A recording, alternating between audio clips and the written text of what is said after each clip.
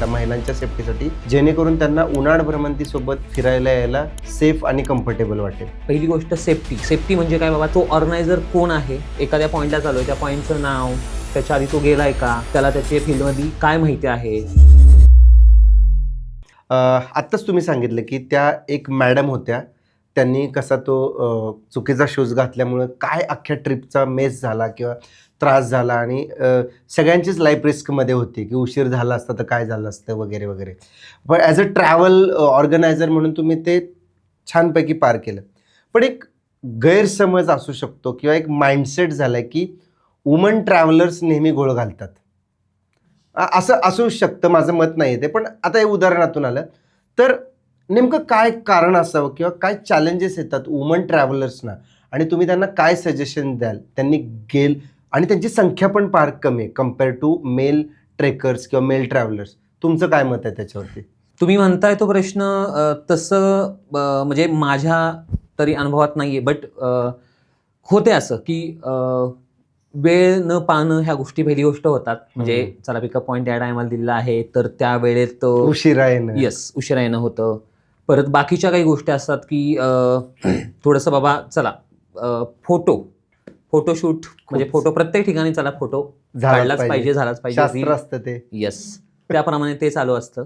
आणि घोळ असा म्हणू शकत नाही आपण, पण लेट होणं या गोष्टी होतात. परत दमणं असतं त्यामध्ये त्यांचं थोडंफार, कारण प्रिपरेशन नसल्या कारणाने या गोष्टी होतात, सराव नाही. येस, त्यामुळे. बट आत्ता खूप व्यवस्थित आहे की भरपूर लेडीज यामध्ये आहेत, म्हणजे इन होत आहेत किंवा त्या जसं की पुरुषाच्या खांद्याला खांदा लावून. क्या बात आहे. येस, ते आत्ताच्या ट्रेकिंगमध्ये नक्कीच आहे. रनिंग असू द्या, ट्रेकिंग क्षेत्र असू द्या, प्रत्येक क्षेत्रामध्ये त्या पुढे आहेत. त्यामुळे असं आत्ता नाही म्हणू शकत की महिला नाही नाहीयेत किंवा काहीतरी घोळ होईलच, असं पूर्वी होतं. बट आत्ता ती परिस्थिती नाही. फार सेफ खेळायला बघताय मला दिसतंय. पण तरी पण मला पुढचा प्रश्न महिलांच्या बाबतीत विचारायचा आहे. तो यासाठी विचारायचा आहे की आज माझी मुलगी 10 वर्षाची आहे. बऱ्याच वेळेला महिलांनी अशा प्रकारला जाणं यासाठी आजही विरोध पण होतो आणि तो विरोध फक्त बाजूच्यांच्याकडून व्हायला पाहिजे असं नाही, स्वतःकडून पण होतो महिलांचा पर्टिक्युलर. त्यासाठी त्यांच्या लिमिटेशन्स स्वतःच काहीतरी लावून घेतलेले असतात की मी असं कधी केलेलं नाही, मी जात नाही. तर त्यांच्यासाठी सेफ्टी टिप्स किंवा त्यासाठी तुम्ही काय काळजी घेता महिलांच्या सेफ्टीसाठी, जेणेकरून त्यांना उन्हाळ भ्रमंतीसोबत फिरायला यायला सेफ आणि कम्फर्टेबल वाटेल? येस, याच्यावरती नक्की मी एक अनुभव सांगेल. म्हणजे चला, एक ACP आहेत मॅम.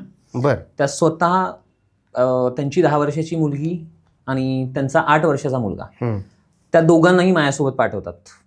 बरं. येस, कारण हेच आहे की एक विश्वास. त्या येऊन गेल्या किंवा त्यांना वाटलं की बाबा यामध्ये गोष्ट अशी आहे की इन्व्हॉल्व न होणं का नाही होत. पहिली गोष्ट सेफ्टी म्हणजे काय बाबा, चला तो ऑर्गनायझर कोण आहे, ऑर्गनाईज कसा करतोय जर त्याला माहिती आहे का त्या गोष्टीची, एखाद्या पॉईंटला चालू त्या पॉईंटचं नाव, त्याच्या आधी तो गेलाय का, त्याला त्याची फील्डमधली काय माहिती आहे, सेफ्टी काय घेतोय, म्हणजे गाडी कुठली असते किंवा सर्व गोष्टींचा अभ्यास जर केला तर मात्र हरकत नाहीये. कम्फर्टेबल किंवा सेफ्टी वाटणं उन्हाळ्यामध्ये प्रामुख्याने म्हणजे सर्वांसाठीच सर्व क्षेत्र असल्यामुळे आम्ही पहिल्यापासून आमचा प्रयत्न आणि आम्ही तेच करत आलोय की प्रत्येक व्यक्ती, मग ती स्त्री असो वा पुरुष असो, लहान मुलगा असो, कोणी असो, त्यांना तो कम्फर्ट झोन आमच्यात येतो. किंवा याचं कारण आमच्याकडे सर्व मोस्टली फॅमिली पूर्ण येतात, आई वडिलांसह मुलं त्यांची येतात किंवा काही पालक आहेत ज्या की एक ओळखीतल्या माझ्या ACP म्हणून आहेत मॅम, त्या साताऱ्यामध्ये कार्यरत आहेत. बट त्यांची जी मुलं आहेत, त्यांची 10 वर्षाची मुलगी आणि त्यांचा 8 वर्षाचा मुलगा, त्या ज्याही वेळेस त्यांना पॉसिबल आहे, शक्य आहे किंवा त्यांना त्यांच्या शाळेतून अभ्यासातून वेळ आहे, त्यावेळेस मला हमखास फोन करतात की यार जितेंद्र कोणता ट्रेक आहे, शुभ्राला मी पाठवते, माझ्या मुलाला मी पाठवत आहे तुमच्यासोबत, तर मला सांगा.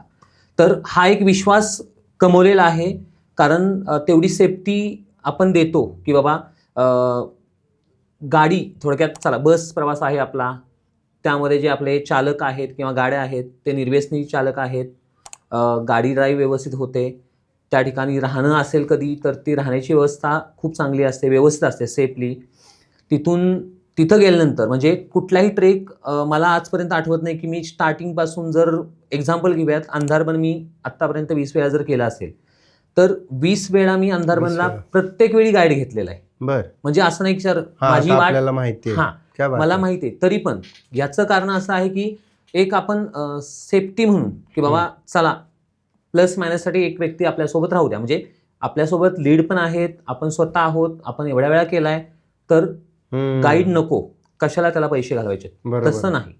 तर या गोष्टी असल्यामुळे लोकांची विश्वासार्हता ती खूप वाढलेली आहे.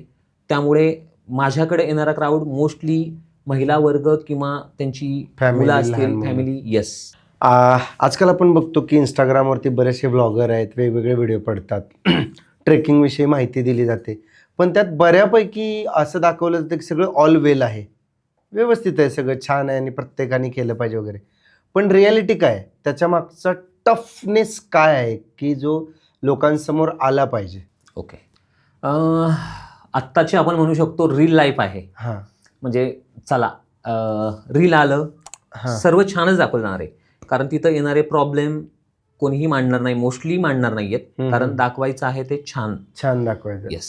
त्याप्रमाणे हे सध्याच्या घडीला चालू आहे. बट त्या ठिकाणी प्रॉब्लेम अनेक असतात, जसं की बऱ्याचदा आपण ट्रॅव्हल करतो त्यावेळेस आपल्याला तो स्टार्टिंग पॉईंट जर जंगल ट्रेक आहे फॉर एक्झाम्पल, किंवा गडांवरती आणखी अनेक वाटा आहेत. गड किल्ल्यांवर जायला पण फक्त एकच वाट नाही की चला हीच वाट आहे, तिथूनच यायचं आहे.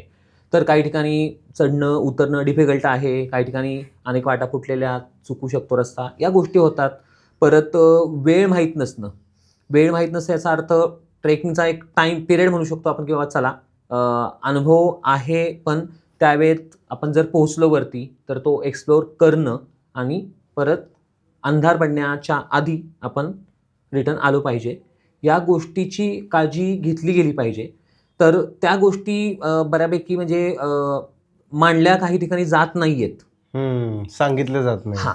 काही ठिकाणी बरेच ब्लॉगर आहेत, व्यवस्थित ते मांडतायत किंवा माहिती सांगतायत, बट आत्ताच्या काळामध्ये थोडंसं मिस म्हणजे होऊ शकतं ह्या म्हणजे गोष्टी. रील आणि रियालिटीमध्ये थोडा का होईना येस आहे. हां, पण याचा अर्थ असा नाही की मी एखादं रील पाहिलंय, चला या गडावरती खूप छान सूर्यास्त भेटला, या गडावरती कारवी भेटली, या गडावरती हा व्ह्यू भेटला, तर त्यासाठी डायरेक्टली मी उठणं आणि निघणं. बट त्यासाठी काय योग्य वेळ आहे, कोणता सीझन योग्य आहे, कुठला मार्ग, किंवा तिथं गेल्यानंतर कसं? काही अडचण आहेत का, किंवा गाईड घ्यायचाच आहे का, या गोष्टी सर्व जर आपण पाळल्या तर मात्र रील आणि रिअल लाईफचा Yes. एक समन्वय साधता येईल. बरोबर. वेळेचा विषय काढला तुम्ही, वेळेवरून फार प्रॉब्लेम येतो, खास करून महिलांना.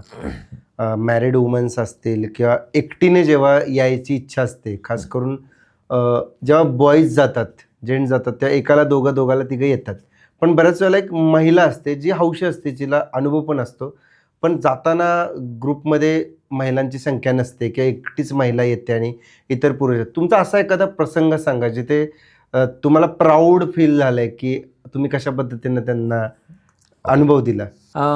येस, नक्कीच. एक मॅडम आहेत माझ्या, ज्या रेग्युलर माझ्यासोबत ट्रेकला येतात.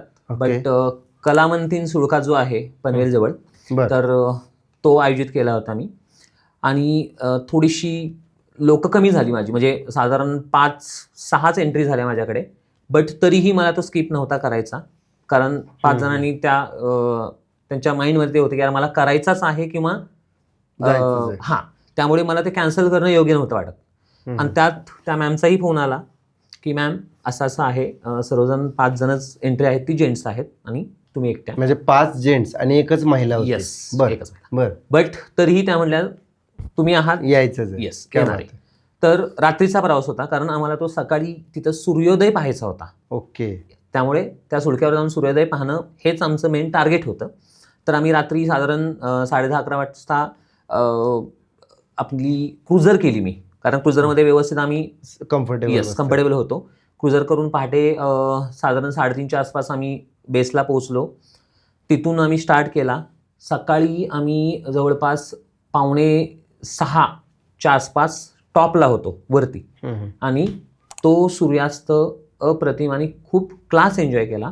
कलावंतीनेवरचा Yes. आणि सूर्योदय. सूर्योदय हा, सूर्योदय. कलावंतीचा सूर्योदय खूप छान एन्जॉय केला आणि मला खूप भारी वाटलं किंवा त्या मॅडमनी त्यावेळेस मला बाईट दिला की बाबा मी एकटी असून आणि कोणीही, कारण ते थोडंसं दुर्गम भाग पकडू शकतो आपण त्याला, की एवढ्या वेळेत कोणाचं टार्गेट नसतं की यार हेच करायचं, तिथं येऊन सूर्योदयच पाहायचं आहे, हे टार्गेट नसतं. फक्त तिथं जायचंय, ती अचीव करायचंय, असंही बऱ्याच जणांचं असतं. बरोबर आहे. पण त्यावेळेत आम्ही फक्त 6-7 जण फक्त त्यावरती होतो, त्यावेळेला सुळक्यावरती. येस. आणि त्यामध्ये फक्त आमच्यासोबत मॅडम होत्या. पण खूप कम्फर्टेबली त्यांना वाटलं किंवा तेव्हापासून किंवा त्याच्या आधीपासूनही त्या माझ्यासोबत कंटिन्यू येत आहेत किंवा त्यांना तो विश्वास वाटतो. त्यासोबत त्यांची मुलगी असते, अनेक त्यांच्या काही मैत्रिणी त्याही जोडल्या गेलेल्या आहेत. तर म्हणजे थोडक्यात उन्हाळ भ्रमंती महिलांसाठी एक चांगलं व्यासपीठ आहे, जिथे 100% ज्यांना ट्रेकिंगसाठी सुरुवात करायची आहे करिअरला वगैरे.